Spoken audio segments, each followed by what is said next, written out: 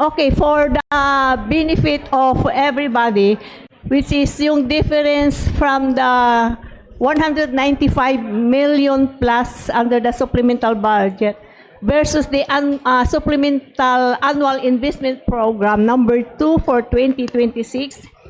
Mayroon po tayong under SEF, the Special Education Fund, amounting to 17 million.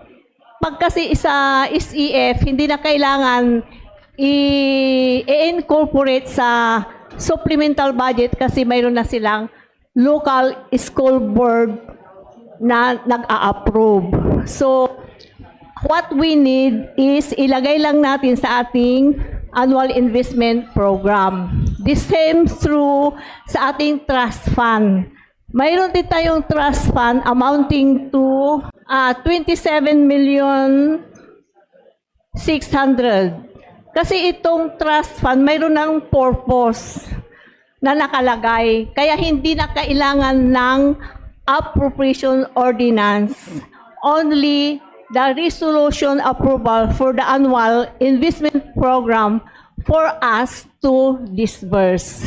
So we have 44 million plus difference from the AIP number 2 sa supplemental budget number 1 of 2026. Mayroon po tayong procurement of musical instruments for drum and lyre and band for various school in the amount of 8 million pesos. Ito po yung one of the pet project of the mayor para po yung mga ating mga estudyante ay maano yung attention nila sa musical imbis na mapunta sila sa iba-ibang bisyo.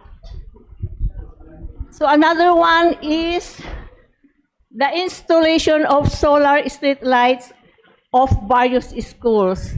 Kasi nakikita po ng ating mayor na may mga schools na may mga medyo madilim para ma-avoid yung mga accident or incident na like whatever yung nangyayari ngayon, may nire-rape po sa ating mga madidilim na lugar.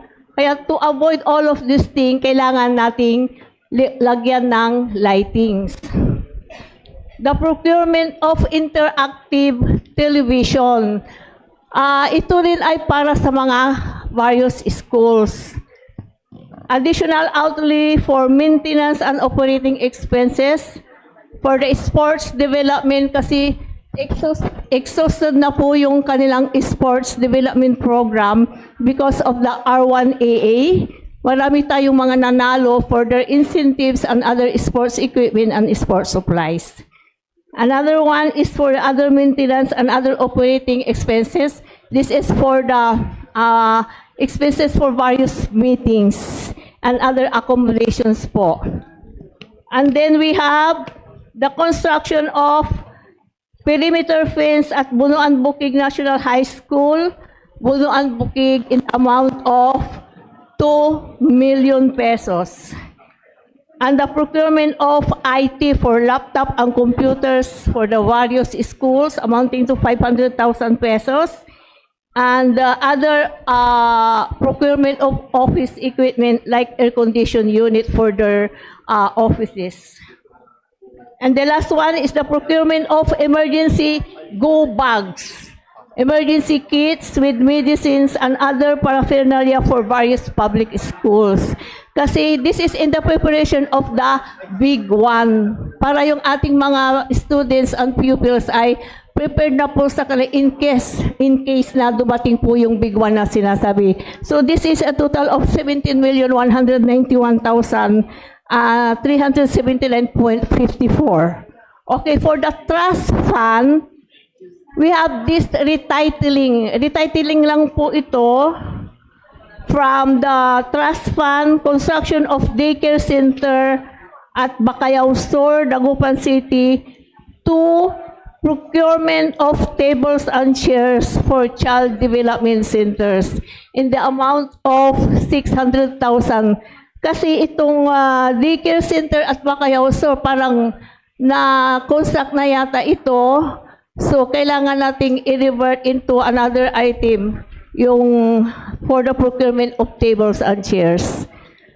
Next one is yung pong ating hinihingi sa DBM, yung 27 million pesos for the establishment of materials recovery facility with sorting station, drop-off center, composting facility, and recycling facility. Ito po yung hinihingi natin sa DBM na amount 27 million for MRF. Kailangan nating i-incorporate sa ating annual investment program kasi once downloaded po yung pera, agad-agad po nating ilagay sa i-disburse sa bidding process para hindi na po tayo maghintay. Kasi kailangan din ito. So, that's all.